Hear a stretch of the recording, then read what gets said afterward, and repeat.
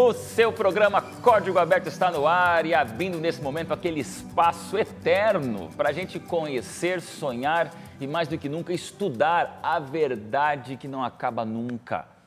É essa verdade da Bíblia, razão de ser do programa Código Aberto, que a gente sempre diz aqui que é o nosso jeito diferente de conhecer a palavra de Deus. E você, como é que foi tua semana? Como é que estão teus sonhos, teus desafios? Entusiasmado?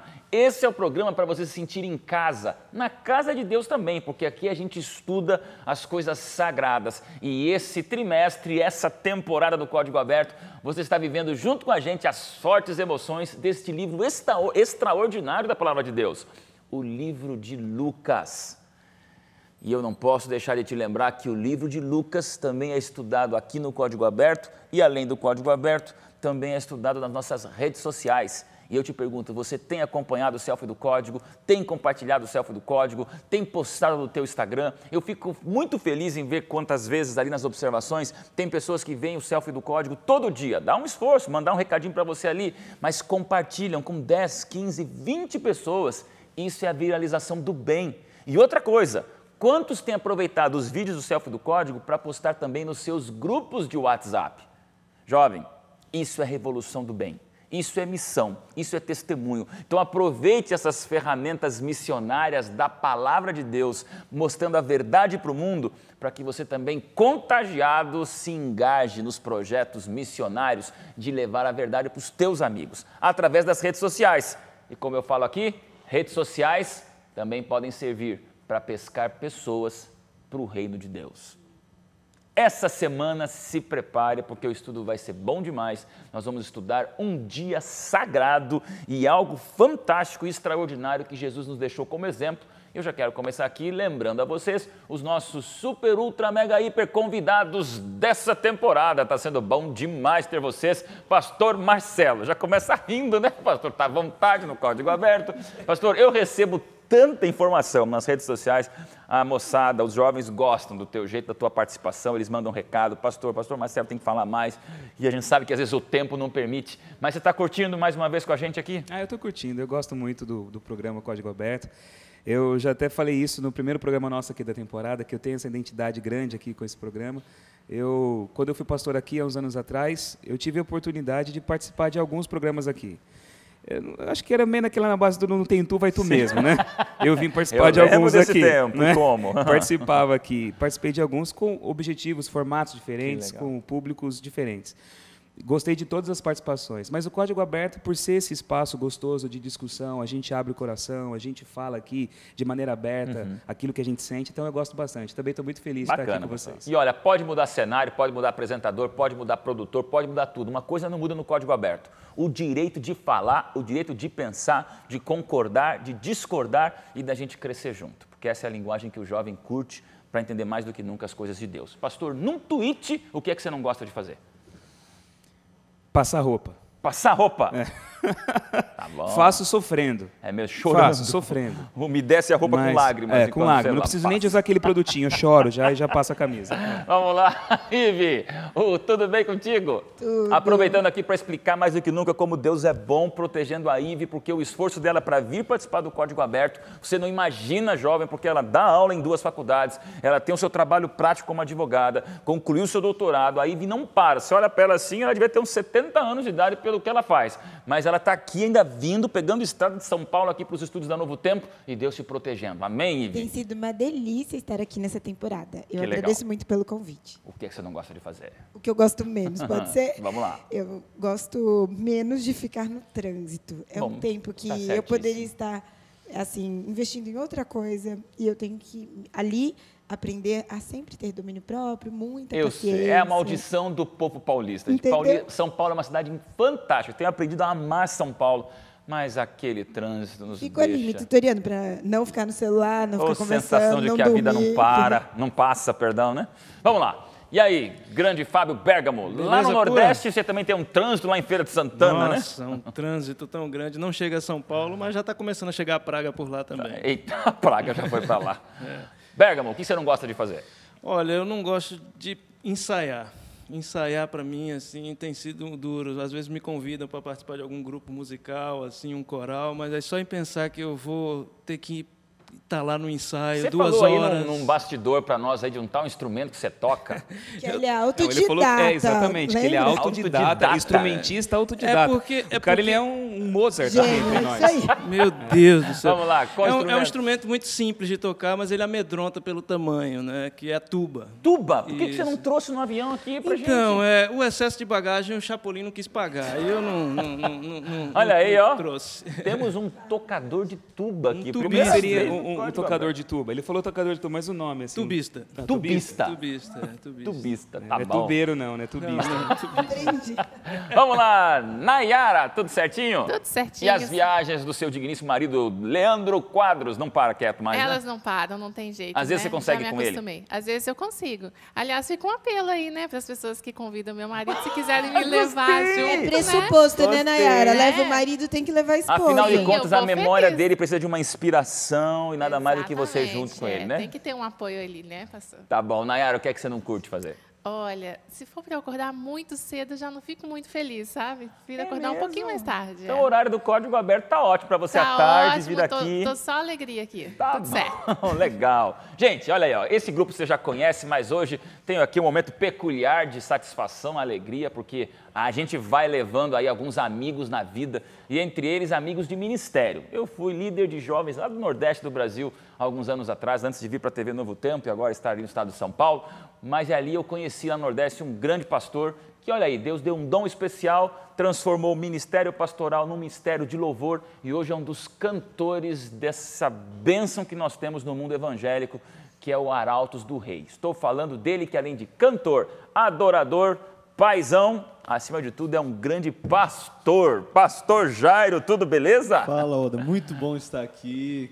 Que ambiente bom, né? O cenário maravilhoso. Primeira vez no Código Aberto, né? Não Comigo tinha aqui. participado ainda nesse novo formato. Que legal. Muito bom. Muito Jairo, bom estar aqui eu com fico vocês. imaginando aí na tua vida, você não para cá e para lá, essa vida de louvor, mas você veio compartilhar com o Código Aberto um primeiro semestre de realização de um sonho, né? É verdade. Agora, no Ministério Musical do Arautos, agora agregado a isso, vem um Ministério Solo, né? Já faz aí um tempinho que saiu um CD nosso, inclusive.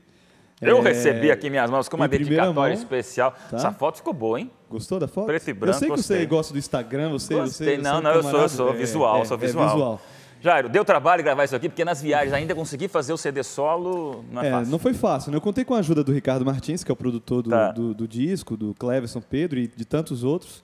E foi um período de 1 ano e meio, mais ou menos, assim, né? Desde que eu soube que o projeto tinha sido aprovado.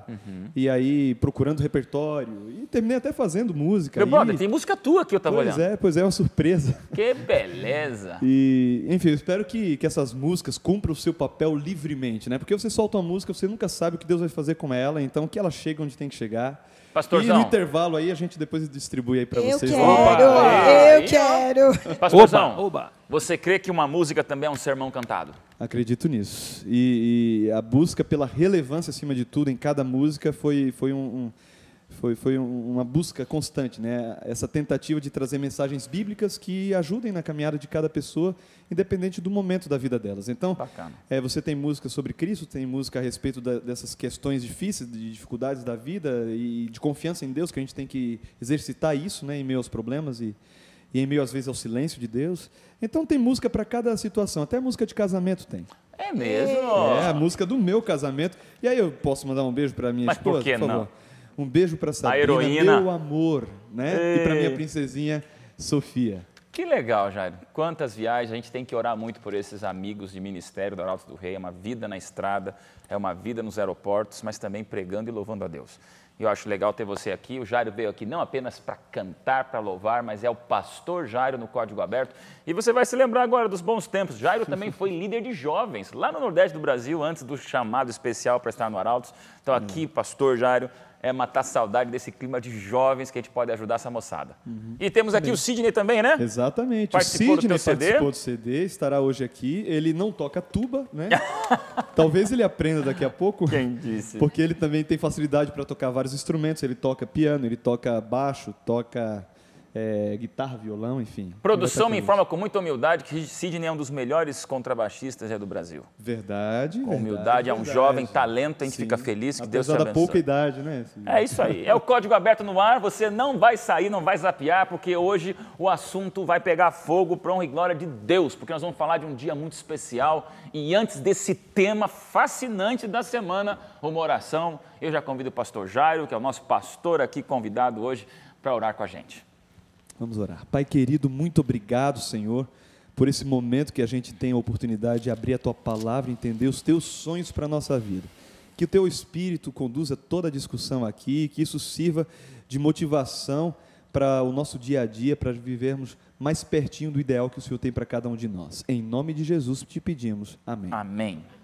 Direto ao assunto, Deus tem um dia, a eternidade tem um dia e a humanidade tem um dia. Abra sua Bíblia em Lucas capítulo 4, versículo 16. Eu vou ler esse versículo e sem falar mais nada, já passo a bola ao pastor Marcelo para nos dar toda aquela visão histórica, cultural e dramática desse versículo bíblico. Vamos lá. Lucas 4, 16. Pegue sua Bíblia, Código Aberto, vamos ler juntos. Indo para Nazaré, onde fora criado, entrou num sábado na sinagoga, segundo o seu costume, e levantou-se para ler. Pastor Marcelo. Bom, aqui a gente vê Jesus numa atividade tipicamente judaica, que é de, no sábado, você ir na sinagoga. Hoje, todo sábado, a cada semana, milhares de judeus vão às sinagogas participar da adoração do dia de Shabat, como ele é conhecido em hebraico, Shabat, que vem da palavra descanso, né? Shabat. Mas para a gente poder entender bem aqui como Jesus se relacionava com a sinagoga e como ele se relacionou com o sábado também, com o dia de guarda no tempo dele, a gente tem que voltar só um pouquinho atrás para entender como é que esse costume foi criado, como é que isso virou uma prática nos dias de Jesus. O sábado, de acordo com Gênesis, ele é uma criação de Deus, ele surge na criação e é um mandamento de descanso que Deus coloca para toda a humanidade, não apenas para o judeu. Depois da escravidão do povo de Israel no Egito, Moisés ele restaura esse conceito do sábado, do dia de observação, do dia de guarda. E aquela história do maná, que caía 6 dias da semana, não caía no sábado, era uma forma didática de lembrar o povo do preparo para o dia e do dia como um dia especial. Nos 10 mandamentos, que é a expressão da lei moral de Deus para toda a humanidade, o sábado aparece ali também como um dia especial. E o sábado sempre teve, no decorrer da história, essa prática familiar. Ele era um mandamento doméstico, da vida íntima de cada um. Você descansa nesse dia. Você pratica isso descansando, separando esse dia para Deus durante a semana. Quando o templo foi construído, o santuário primeiro por Moisés, depois o templo na época dos reis, o templo sempre foi o local onde Deus era adorado, as pessoas participavam de ritos, de liturgias no templo de Jerusalém, mas o templo não era o local para o qual afluíam todos os observadores do sábado, até porque ele ficava num local fixo e não havia outros lugares de adoração. O sábado continua sendo um mandamento praticado na intimidade da vida familiar. Só que tem uma coisa interessante da história do povo de Israel. Moisés faz junto com o povo uma aliança com Deus, eles tinham um compromisso com Deus. Nós seremos fiéis aos seus mandamentos, nós observaremos as suas leis, nós nos comprometemos em ser aqui os seus representantes na terra. E para essa aliança que eles fizeram com Deus, como todo contrato feito, como um casamento, foi um casamento de uma nação com Deus. Okay. Eles se casaram com Deus, numa linguagem mais nossa, para a gente poder entender. Haviam observações, haviam regras, havia um comprometimento entre eles, haviam as bênçãos e as maldições. Se vocês forem fiéis a mim, se vocês me escolherem como Deus de vocês, eu vou proteger, eu vou abençoar, eu vou mandar chuva, vocês serão uma nação de fato próspera. Se vocês não quiserem a minha proteção, se vocês quiserem andar por conta de vocês, se vocês se voltarem contra mim, eu tiro a minha mão. E aí o que acontece com todos os povos também vai acontecer com vocês. Guerra, fome, destruição, exílio. E quando a gente vê a história de Israel, é exatamente isso que acontece. Eles paulatinamente foram se afastando do compromisso de Deus, eles foram se tornando idólatras, foram muito influenciados pelas culturas dos povos que viviam em volta deles, eles abandonaram a aliança, até que chegam no momento de profundo desgaste político, sociocultural, econômico, guerras e tal, a nação é destruída, mais ou menos 600 anos antes de Cristo, por volta do ano 586. Eles foram destruídos e vai todo mundo como cativo, como reféns para a Babilônia. Contrariando toda a lógica da história, porque geralmente um povo assim é extinto. Eles voltam, 70 anos depois, e reconstroem uma nação. Mas eles reconstroem essa nação com uma ferida histórica, com um trauma histórico. Nós padecemos, o povo foi destruído, a nação foi destruída, o templo foi destruído, milhares morreram, tribos foram eternamente perdidas, porque nós não fomos fiéis às leis de Deus. Então agora, para prevenir isso, nós vamos para o outro extremo. Eles tinham a luta da idolatria lá? Exatamente, eles eram idólatras, agora eles se tornam completamente fanáticos. Então, extremamente zelosos da lei. Nós queremos proteger a lei, não é mais observar, é proteger a lei da transgressão. Então eles vão criando inúmeros mandamentos e regrinhas para impedir com que a pessoa, de alguma forma, pudesse chegar no centro da transgressão, que era não observar determinada lei. Então eles vão se tornando completamente obcecados. Nos dias de Jesus, essa era a prática religiosa. Havia muitas regras e uma obsessão enorme com a ideia de transgredir a lei de Deus. E aqui nós vemos Jesus na sinagoga num dia de Shabat. E aqui agora aparece a sinagoga, que não existia nos tempos antes do exílio da Babilônia. A sinagoga nasce na ausência do templo. Não tem templo. Então, os judeus espalhados pelo mundo criam a sinagoga. O que é a sinagoga? Sinagoga é o local para onde as pessoas iam para ouvir a leitura dos textos sagrados, para a oração, para cantar, para louvar a Deus, para viver aquela experiência comunitária. Eles se reuniam. A palavra sinagoga, em grego, vem de um verbo, sinagogel, que é reunir. Eles se reuniam. Então, esse era o objetivo. Hoje, a prática que nós temos de igreja, que é você cantar, ouvir um texto, um sermão, orar, independente da sua religião, você que está aí ouvindo aqui o nosso programa, independente de como você adora, todas as igrejas têm essa prática. Você vai numa igreja, você escuta um texto da palavra, você canta, você ora. Então, isso vem da sinagoga, não vem do templo, vem da sinagoga, esse nosso costume. Então, a sinagoga era esse ambiente onde isso acontecia. Só que nos dias de Jesus, a liturgia da sinagoga era um pouquinho diferente da liturgia da igreja hoje. Embora há semelhanças, também há muitas diferenças, né? As sinagogas, elas tinham uma estrutura física diferente. Hoje você senta numa igreja, todo mundo, banquinhos, né? Atrás dos banquinhos, todo mundo olhando nuca, e lá na frente o cara que prega ali no púlpito, né? Isso é assim em todas as igrejas. No tempo de Jesus, não. Hoje, quando você encontra as sinagogas do primeiro século, você vê que os bancos eles eram laterais. Ficava todo mundo sentado em volta, e a pessoa que dirigia, que pregava, ela também não escolhia o tema que ela queria falar. Havia toda uma liturgia fixa. Hoje em dia, as sinagogas dos judeus seguem essa liturgia fixa. Não é igualzinho que era no tempo de Jesus, mas tem muita semelhança com o que era lá. Há muitas influências posteriores também nas sinagogas de hoje. Mas como é que acontece? Existe um Hazan. O que é o Hazan? Hazan é quem dirige a cerimônia, ele canta. Então ele faz as orações cantadas, o povo responde, aquela cantilena, né? Fala uma coisa ali, todo mundo responde aqui, lê-se todo mundo junto em voz alta alguns textos, canta-se algumas orações, e o texto é fixo. Então há um programa de leitura da lei de Deus feita num ano, por exemplo. Então você lê um texto da Torá e um texto dos profetas. Diz aqui no texto que você leu de Lucas, que foi dado para Jesus o livro de Isaías. Não foi ele que escolheu Isaías. Deram para ele porque era o dia da leitura daquele Shabat. Então na sinagoga hoje, ou melhor, naquele tempo, né, havia os bancos laterais, um púlpito central, para a gente poder entender assim. Tipo uma arena. Exatamente. Bemá era o nome do púlpito ali. Uma arca onde se guardavam os rolos sagrados, o rolo da Torá. A arca era aberta, o rolo era colocado na Bemá, era feita a leitura cantada, para as pessoas memorizarem o texto bíblico, porque você não tinha a Bíblia em casa. Então você conhecia a Bíblia de cor porque você cantava a Bíblia. Era a maneira de você memorizar. Não é? Cantava-se o texto, a pessoa se assentava e aí começava a discussão.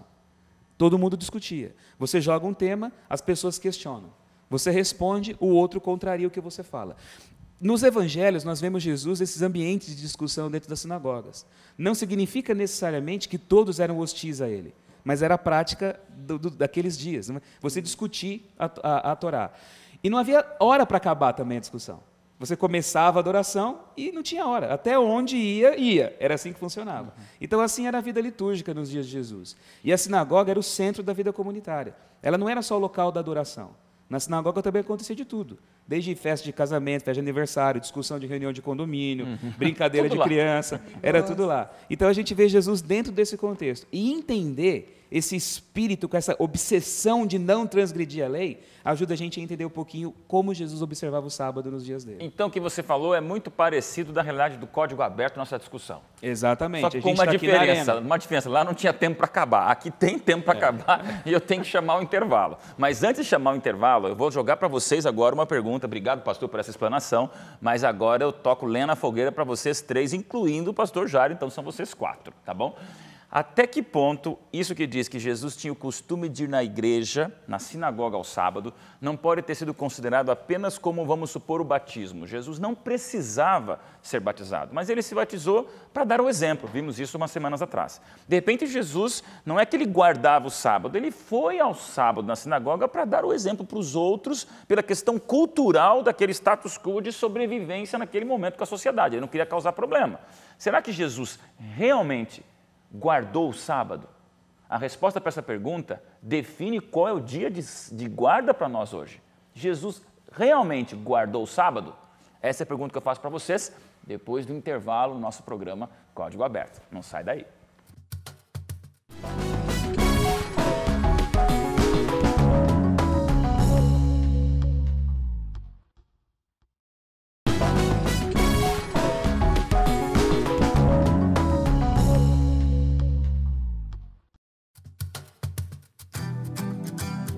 De volta, e você que está acompanhando o Código Aberto, o assunto é o dia de guarda, Jesus inserido na sociedade, na comunidade judaica, e a pergunta que eu já lanço para a Ive, é isso mesmo. Jesus realmente guardou o sábado ou ele de maneira plastificada quis mostrar o dia de guarda apenas por causa da questão cultural judaica? Você acha que genuinamente Cristo guardava o sábado?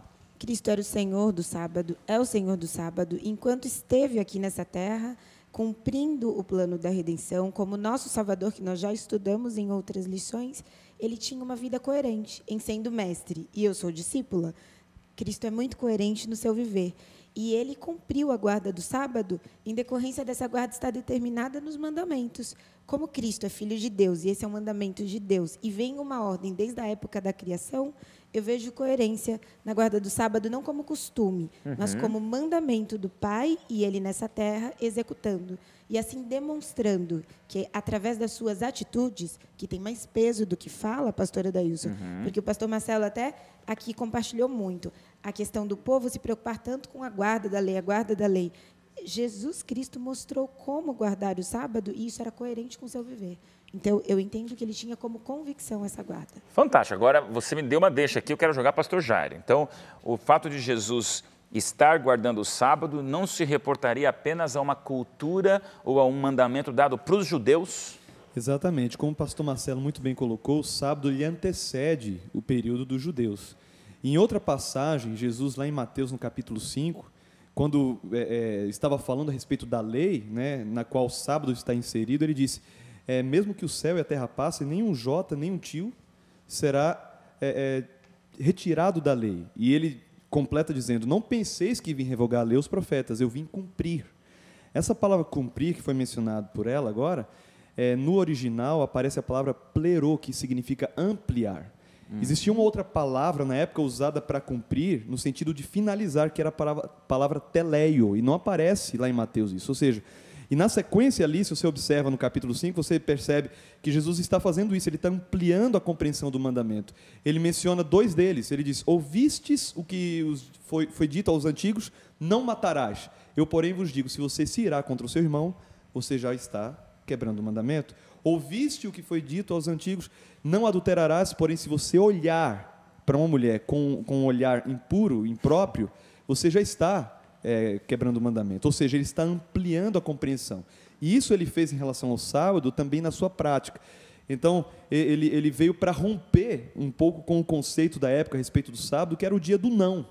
Não pode isso, não pode andar, não pode fazer isso, não pode trabalhar, tem que contar tantos passos. Essas regras, né, que foram acumuladas, ele veio colocar as coisas em ordem, ou seja, você pode ajudar, você pode curar, você pode se alimentar, você pode fazer o bem. Jesus veio ampliar, explicar o significado do sábado. Uau, agora você tocou no assunto que eu vou ter que voltar para o pastor Marcelo, porque agora estava decretado o dia do não. Agora me permita ser um pouco mais polêmico e jogar agora pólvora no incêndio. Por quê? Me dá a impressão, pastor, que na verdade Jesus não guardava o sábado. Porque você vê que Jesus fez um estardalhaço com o sábado perante os judeus. O que ele fez ali, a gente vê logo depois, você vê no capítulo 6 de Lucas, que depois de Jesus viver um sábado, eles aqui discutiam entre si o que fariam com Cristo. Porque Jesus estava virando de cabeça, virando do avesso o dia mais sagrado da semana deles, pastor. Mas daí, em vez de guardador de sábado, será que Jesus não foi um revolucionário do sábado? Foi um revolucionário do sábado, sim. Mas isso não significa que ele não tenha sido guardador, não é? Aqui diz que ele, segundo o costume dele, ia para a sinagoga. E isso não significa que ele observava o sábado, como você falou, por causa de uma imposição cultural. Ou porque, até como alguns imaginam, é lá que ele encontrava o público dele, para ele poder pregar, anunciar a mensagem dele. Muitos pensam assim. Canal de comunicação. Exatamente. Era o momento, o ambiente. Alguns pensam que tanto Jesus quanto Paulo, porque Lucas ele escreve também o livro de Atos, a gente mencionou isso aqui no comecinho da nossa temporada, e ele também usa essa expressão para Paulo, segundo o seu costume. Mas ele também usa essa expressão para poder se referir a hábitos particulares. Jesus ia no Monte das Oliveiras segundo o seu costume. Exato. Era uma expressão de convicção pessoal, de prática pessoal, de devoção de cada um deles. Então não significava que lá eles iam só porque encontravam um público deles ali, ou porque era uma única forma de, artificialmente, você poder viver dentro daquela cultura. Jesus ele observava o Shabat no objetivo de restaurar o seu verdadeiro e real significado. Me disseram que tinha mais de 1000 regras, pastor. Havia o Jairo falou do dia do não. Tem algumas, regras. Assim, curiosas até hoje, em relação às regras? Parece que eram mais de 1000 que proibiam você fazer qualquer coisa no sábado, pastor. Por exemplo, ainda hoje, quando a gente entra em contato com certos grupos religiosos que são profundamente ortodoxos assim nas suas práticas, e eu conheço muitos judeus ortodoxos e ultra-ortodoxos também. Ultra-ortodoxos. Você tem desde os laicos, religiosos, ortodoxos e ultra-ortodoxos, né? E cada um critica suas práticas, né? Uns são moles demais, são relaxados demais na sua religião, e outros são criticados por serem tremendamente fanáticos ali naquilo que fazem, né? Isso é normal em todas as religiões, em todos os ambientes. Mas uma coisa curiosa aqui que eu vejo. Quando eu, por exemplo, levo grupos lá para Israel, em Jerusalém, quando eu estou em Jerusalém, toda sexta-feira, quando a gente chega ali com os grupos e às vezes você está voltando ali de um dia de passeio, de um dia de visitas, e chega ali mais pertinho da noite ou do pôr do sol, quando a gente já entra no horário do Shabat, vai com 120 pessoas, 150 pessoas pegar o elevador, é uma luta, é um caos, porque nós temos os elevadores regulares, que às vezes acabam não dando conta do fluxo, né, do hotel, e tem o elevador de Shabat. Elevador de Shabat? Que é elevador de Shabat. Tem elevador de Shabat, tem luzes de Shabat também. Como assim? O que significa isso, né? Por exemplo, elevador de Shabat é elevador que vai parando andar por andar. Então a gente até brinca, né? Quando a gente entra no elevador, elevador de Shabat, aí você está lá no 15º andar, vai parar e você vai parando de andar em andar, ele abre a porta, ele tem um tempo certo para poder fechar. Isso tudo para você não ter que apertar o botão do andar onde você vai descer. Por quê? Porque apertar o botão, você corre o risco de transgredir o Shabat. Aí você fala, mas como? Existe uma lei na Torá que proibia você fazer fogo no dia de Shabat. É proibido fazer fogo. Fazer fogo é um trabalho. Então você não pode fazer fogo, em hipótese alguma, num dia de Shabat. Quando você aperta um botão, um interruptor da luz, ou liga o motor de um carro, você faz faísca. Essa faísca é fazer fogo. Isso é uma transgressão do Shabat. Então não pode usar o carro, então você não pode andar de carro, você não pode acender a luz, você não pode apertar o botão de elevador. Mas se for automático, daí pode. Automático é diferente. Então por isso que o elevador de Shabat ele é automático. Você entra, automaticamente você vai descendo ali. Há casas hoje em dia que são adaptadas. Nos hotéis, a opção de você ligar as luzes de Shabat. Então como é que é? Você entra, o sensor já detecta a sua presença, a luz é acesa. Depois a luz apaga. Para você não ter que fazer esse ato de apertar o botão ali e criar o fogo, né? Aí Jesus entra e cura um homem com a mão ressequida e ainda vai pegar comida lá no trigal, lá em Lucas capítulo 6. Ele faz tudo isso e a questão da caminhada, por exemplo. Você não pode andar além de uma certa distância estipulada. Caminhar mais é você transgredir também. E atos pequenininhos do dia a dia que podiam ser confundidos com o trabalho, eles eram proibidos. Então, o sábado era um dia da limitação. E ainda hoje isso acaba acontecendo, né? Só que, por exemplo, eu conheço ortodoxos que praticam o Shabat dessa forma. Eles têm nisso uma expressão máxima da fé deles, da confiança em Deus, do descansar em Deus. Então, eles enxergam isso de maneira positiva, mesmo vivendo assim. Só que a questão é, será que era isso que Deus queria realmente, que o sábado se tornasse?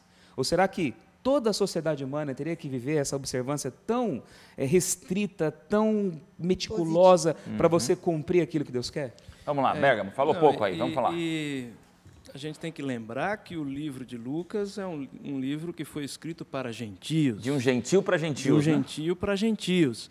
Né? Então, você imagina quem está lendo esse livro lá de outras terras, percebendo que Jesus fazia parte desse momento, mas, ao mesmo tempo, um momento tenso, assim, é um momento do não, né?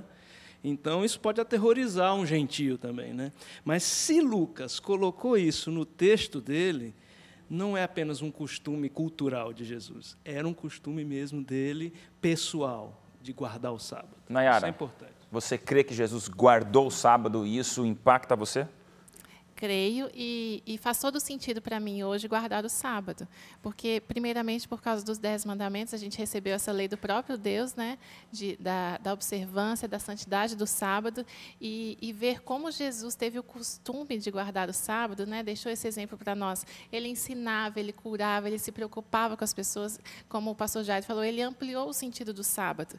E é interessante observar que nos 10 mandamentos a gente vê o sábado como o aniversário da criação.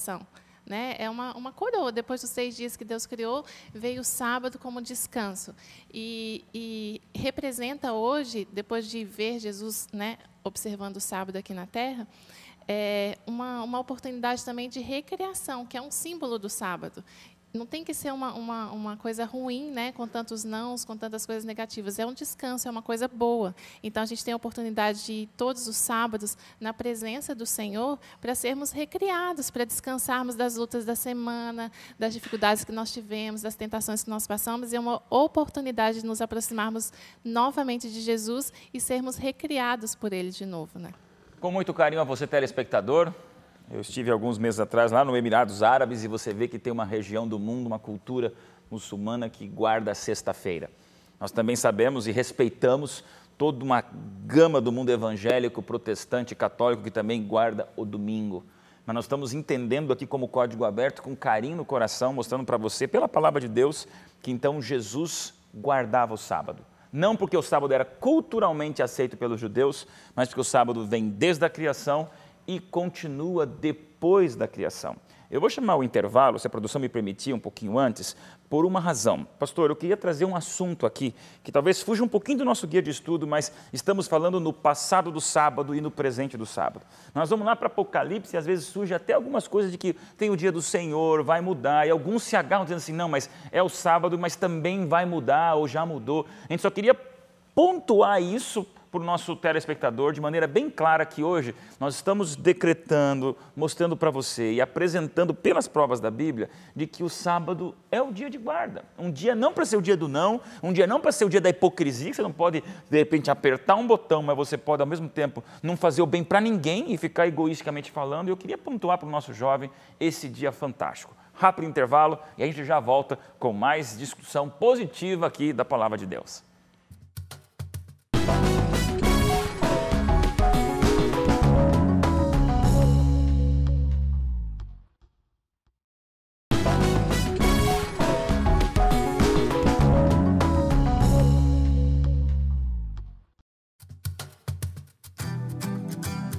Jesus guardou o sábado. Ponto final, estamos discutindo isso aqui no nosso Código Aberto e entendemos que o sábado começou muito antes, inclusive do próprio povo judeu, pela própria criação. Mas agora eu quero, nesse terceiro e último bloco, pastor, discutir um pouquinho mais. Mas continuará sendo, porque tem lá alguns textos do dia do Senhor, Apocalipse também mostra algumas mudanças, alguns termos que alguns jovens podem ficar num ambiente de dúvidas, dizendo, será que é mesmo? Não deve ter mudado? Você falou do Apocalipse, né? Uma discussão assim, até meio polêmica, é Apocalipse 1, verso 10. Ok. Quando João recebe a primeira visão do Apocalipse, ele diz que no dia do Senhor, isso aí, tá. ele se achou em espírito e teve a visão. Essa expressão dia do Senhor é o que muitas pessoas questionam.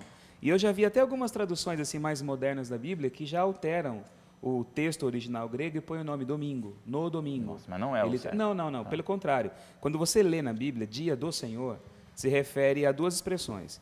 Ao dia do juízo final, o dia do Senhor. O dia da volta de Cristo. O dia onde todas as coisas vão alcançar o seu clímax e a justiça de Deus vai ser realizada de maneira plena. O dia do Senhor. É assim que o Antigo Testamento se refere ao dia final. Ou você tem também a expressão aplicada ao Shabat, ao sábado, como o dia do Senhor. Então, João estava no tempo e no espaço no dia do Senhor. Quer dizer, ele tem visões sobre o futuro, mas ele não é levado a contemplar naquele momento o juízo final ou o dia final. Ele está no dia de sábado, tendo a visão do Apocalipse. E quando você vê o termo ali grego, literal, colocado ali, ele diz, é o dia que pertence ao Senhor, o dia senhorial, o dia do Senhor. Quando você vê no texto, até mesmo a Ívia aqui, ela citou Cristo como o Senhor do sábado, fazendo uma alusão ao texto em que o próprio Jesus diz, né, que o Filho do Homem é o Senhor do sábado. Né? Então ele se identifica como sendo o Senhor do sábado. E se o sábado é o dia de Deus, do dia do Senhor, de Adonai, do Antigo Testamento, quando ele fala que ele também é o Senhor desse dia, ele se coloca em pé de igualdade com Deus. Ele está afirmando a natureza divina dele quando ele diz que ele é o Senhor do sábado. É tudo isso que é importante a gente levar em consideração. Quando eu mino essa compreensão, eu estou modificando o objetivo de Jesus até mesmo identificar a sua própria essência, sua própria natureza ligada a esse dia. Então é muito mais sério do que a gente pode imaginar. Mas uma coisa interessante, Deus, para a gente fechar aqui essa ideia que você colocou de maneira aqui fantástica para a gente discutir, a gente falou do sábado no passado, no tempo de Jesus. Mas quando Jesus inaugura o ministério dele na sinagoga lá em Nazaré, em Lucas capítulo 4, o texto que ele lê de Isaías fala sobre a era messiânica. O Espírito do Senhor está sobre mim, pelo que me ungiu, ele diz aqui, para evangelizar os pobres, proclamar libertação aos cativos, restauração da vista aos cegos, e pôr liberdade aos oprimidos, e apregoar o ano aceitável do Senhor. É o que ele fala. Essa é a minha missão. Essa é uma descrição da era messiânica. A era messiânica, a era inaugurada pelo Messias, seria uma era de restauração de todas as coisas, onde tudo vai voltar ao seu estado original edênico. O Messias traria isso. Então, Jesus usa o sábado para oficialmente inaugurar o seu ministério, mostrando assim, a era messiânica chegou. Embora nós estejamos aqui sendo dominados pelos romanos, embora há muita luta, há muita dor, há muita angústia, mas eu estou aqui, e se eu cheguei, o reino de Deus chegou. Hoje se cumpriu essa escritura diante de vocês. É o que ele fala. Aí há todo um celeuma, uma discussão ali na sinagoga, né? Como que pode? Você é daqui, você é entre nós. Como é que você pode estar querendo ser o Messias? Como é que você tem essa loucura de pegar esse texto e aplicar para você? Aquela discussão que acontece ali. Mas Jesus foi provando isso nos sábados. Ele vai curando nos sábados. E o que ele faz no sábado? No sábado ele cura um homem que tem a mão ressequida. Lucas 6, né? Você entende? Ele cura esse homem com a mão ressequida. Ele torna esse homem agora habilitado para a vida. Sabe? No sábado ele cura paralíticos, devolve essas pessoas de volta à capacidade de serem autodeterminados na vida. Ele ressuscita, ele dá vista aos cegos. Que pessoas matem a fome, como a gente viu lá em Lucas 6 no primeiro capítulo. Ele vê uma mulher, no capítulo 13, encurvada. E olha que ironia, essa mulher há 18 anos andava encurvada, era vítima do diabo dentro da sinagoga. Ele não está num local onde Satanás era adorado. Satanás ele aprisiona as pessoas dentro de um lugar sagrado. A mulher, observando o Shabat, na sinagoga, era escrava de Satanás. Agora, ele cura essa mulher e ele diz o seguinte, eu estou libertando. Sim. E todos os verbos que ele usa para descrever a ação dele têm a ver com libertação. Ele cura a sogra de Pedro e torna aquela mulher, no dia de sábado, apta para servir. Então, ele mostra que o sábado é um dia de serviço ao próximo, é um dia de libertação, é um dia de restauração. E tudo isso é símbolo daquilo que vai ser no final dos tempos. Quando o reino dele for implantado no futuro, quando o Apocalipse se cumprir na sua essência, quando tudo for restaurado, nós vamos viver esse estado sabático para todo sempre. Então, o sábado carrega toda semana a promessa do futuro. E isso é nos evangelhos, isso é na vida de Jesus e deve ser assim a nossa compreensão também. Então, só reforçando e, naturalmente, redirecionando o que eu havia comentado, não que Jesus não guardou o sábado. Ele não guardou o sábado de acordo com os hipócritas da época dele. Ele guardou o sábado de acordo com a vontade, o caráter e o sonho de Deus. Ele restaurou o sábado. É isso mesmo. Vamos de música, pastor Jairo, o assunto aqui vai longe, mas agora é aquela hora gostosa do louvor. O que é que você vai cantar com a gente? Por quê? Vou cantar a música Tapeceiro, do Estênio Márcios. É uma alusão muito bacana a respeito da pessoa de Jesus e quem nós somos. Vamos lá, pastor. E como ele trabalha na nossa vida.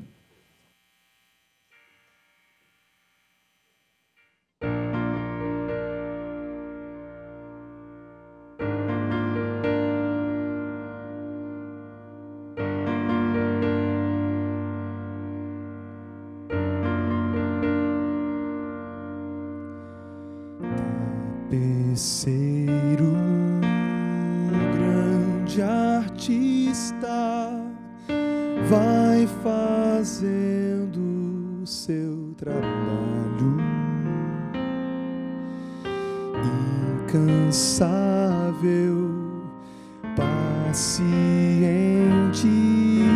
no seu tear, tapeceiro não se engana, sabe o fim desde o começo, traça voltas, mil desvios, sem perder o fio. Minha vida é obra de tapeçaria, é tecida de cores alegres e vivas que fazem contraste no meio das cores nubladas e tristes.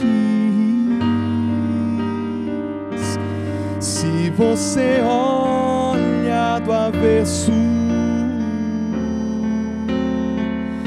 nem imagina o desfecho. No fim das contas, tudo se explica, tudo se encaixa, tudo coopera para o meu bem.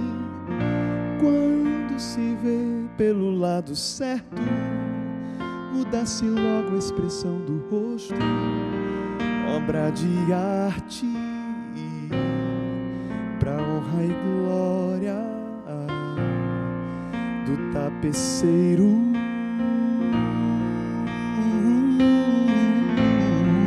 Minha vida é obra de tapeçaria, é tecida de cores alegres e vivas que fazem contraste no meio das cores nubladas e tristes.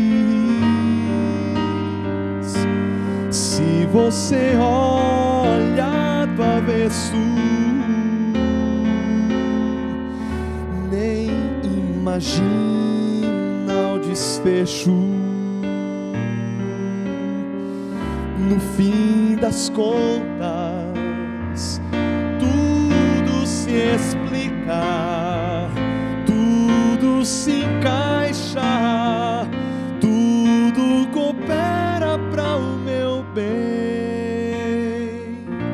Quando se vê pelo lado certo, todas as cores da minha vida dignificam a Jesus Cristo, o tapeceiro.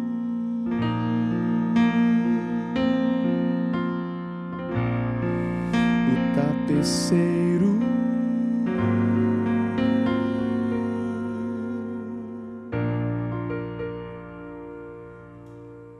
Amém. Poesia, música e embalo do louvor, que não tinha ouvido essa música ainda, que lindo. Gente, temos pouco tempo, mas eu queria puxar nesses últimos minutos o assunto.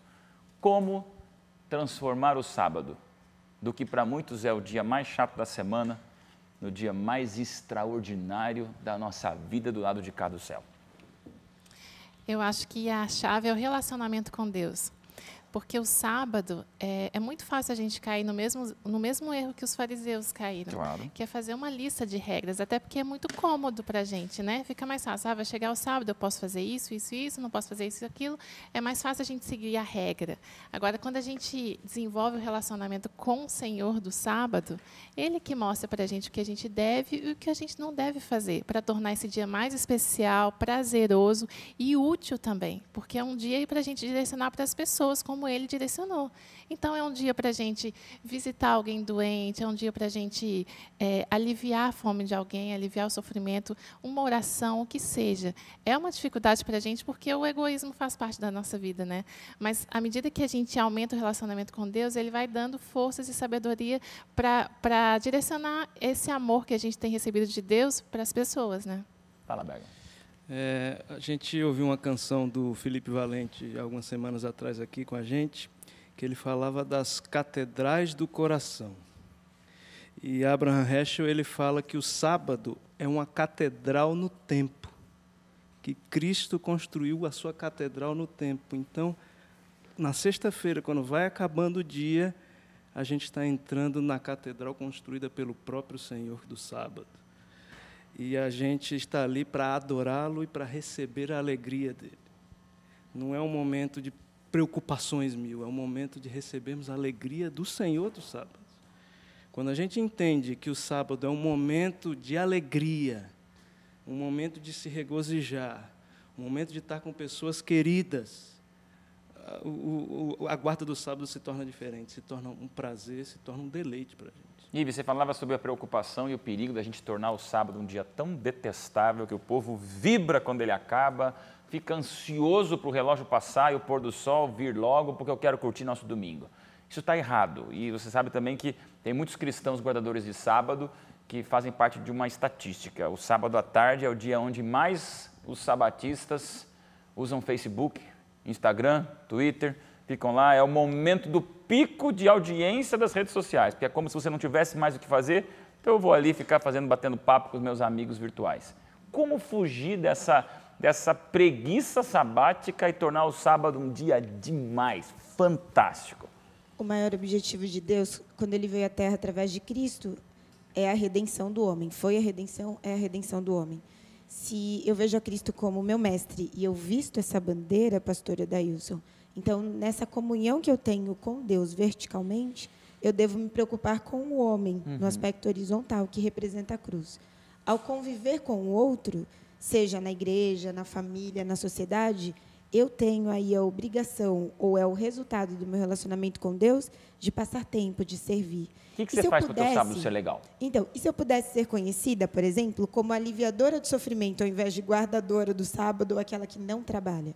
Aquela que é agente de esperança, porque leva novidade, porque serve, porque recebe, porque leva novidade de vida, leva amor para as pessoas. O sábado, pelo menos lá em casa, para a gente, eu só posso falar do meu exemplo e do que eu vivo. Para nós é muito diferente, porque nós nos preparamos. A alimentação, minha mãe me ensinou a fazer compras para o sábado desde criança. Quando eu ia comprar as frutas, e as frutas vinham amassadas, na época da faculdade, ela me fazia, pastora Adeilson, voltar e falava assim, por quê? Eu falei, mãe, foi o que eu encontrei. Não, pode voltar lá, troca e traga as frutas adequadas para a semana e para o sábado. As minhas amigas da faculdade lembram-se bem disso, porque é o dia que nós recebemos as pessoas e que damos amor e compartilhamos amor.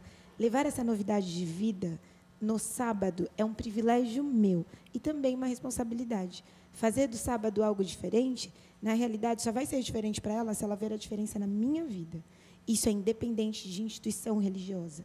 O sábado, como mandamento de Deus, ele diz assim, no Velho Testamento, lembre-se, porque o natural do ser humano é esquecer. Então, pela repetição de padrão, a cada semana, a cada sábado lembrado, há uma recriação de modo de viver. Então, eu renovo o meu comportamento, eu sirvo, eu amo mais. É um privilégio. Valeu a dica, né? E se o pessoal está no Facebook no sábado, siga o exemplo de Cristo. O que Cristo fazia nos sábados? Cristo compartilhava o amor com as pessoas. Você mesmo que seja virtualmente. Está no Facebook, então, no pelo menos compartilhe. Coisa boa, né? Compartilhe o amor. Eu sempre digo, aquilo que você segue e compartilha na vida virtual revela quem você é na vida real. Pastorzão, um minutinho, mas teu recado para não deixar o sábado um dia chato, né? Olha, Jesus, ele curava, ele libertava, ele restaurava as pessoas, ele anunciava o evangelho. Essa é a obra dele. E todos vocês aqui falaram exatamente isso. Eu acho que a gente tem como aproveitar muitas atividades. A igreja oferece para a gente muitas oportunidades disso.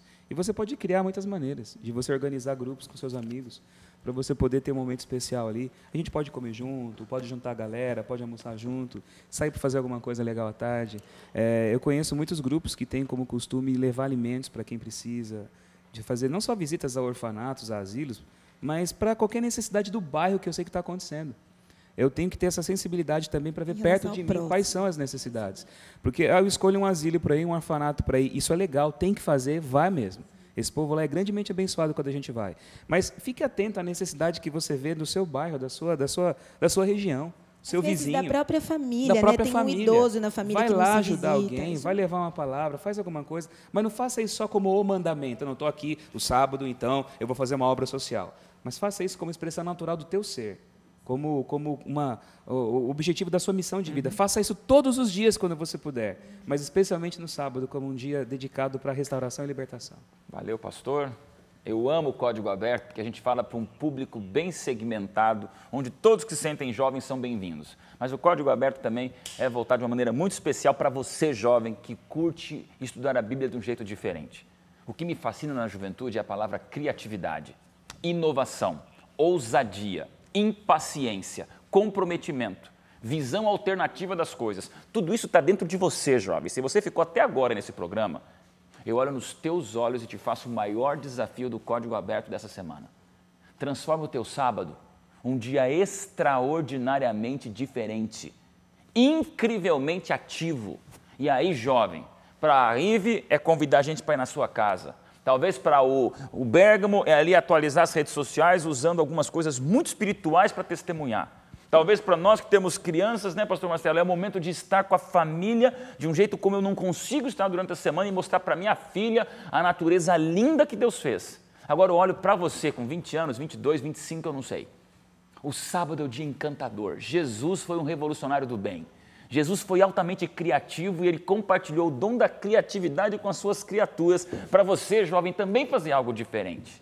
O sábado, esse templo no tempo, como a gente falou aqui no Código Aberto algumas temporadas atrás. Esse templo no tempo, ele é o momento para você entender, jovem, que você foi feito para respirar o oxigênio do céu. O sábado é esse momento para a gente se lembrar que nós viemos das mãos de um Deus, estamos nas mãos de um Deus, mas voltaremos para as mãos desses Deus. E aí eu te pergunto, por que o sábado é um dia chato? Chato eram os fariseus, extremistas que da idolatria passaram para o fanatismo e queriam proteger a lei. A gente não protege a lei é que nos protege. E é essa lei que nos fascina, é essa lei que nos deixa felizes, jovem. Aí eu posso perguntar, o que é que você vai fazer agora que o programa acabar? Se está assistindo o programa inédito, é sábado à tarde. Eu te pergunto, o que é que você fez até agora? A Novo Tempo virou a tua muleta do sábado para você ficar sentado assistindo, estou guardando o sábado. Não pode. Você sai agora do programa Código Aberto e vai fazer algo diferente. Poste no nosso Facebook alguma estratégia incrível, uma ideia inovadora para tornar o sábado o dia mais fantástico da nossa semana. A gente ansia pelo sábado e já sente saudade quando o sábado acaba. Essa é a juventude alternativa do bem. Essa é a juventude que viraliza as coisas eternas. E essa é a juventude que vai registrar esse dia sagrado, oficialmente sagrado, que é o sábado, como o dia de testemunhar para o mundo o Deus que rege a nossa vida. Já fico com saudade do teu próximo sábado que a gente se encontra no Código Aberto. Mas aqui você sabe, é o desafio para você, jovem, sair da mesmice e ousar no império das trevas com a luz do céu. E você vai fazer a diferença. E Jesus vai voltar ainda em nossa geração. Amém? Forte abraço para você. A gente já fica aqui orando pelo nosso próximo encontro, porque no programa Código Aberto é o nosso jeito diferente, extraordinário, inovador e também alternativo, por que não, de estudar a palavra de Deus. Até o próximo programa, Código Aberto.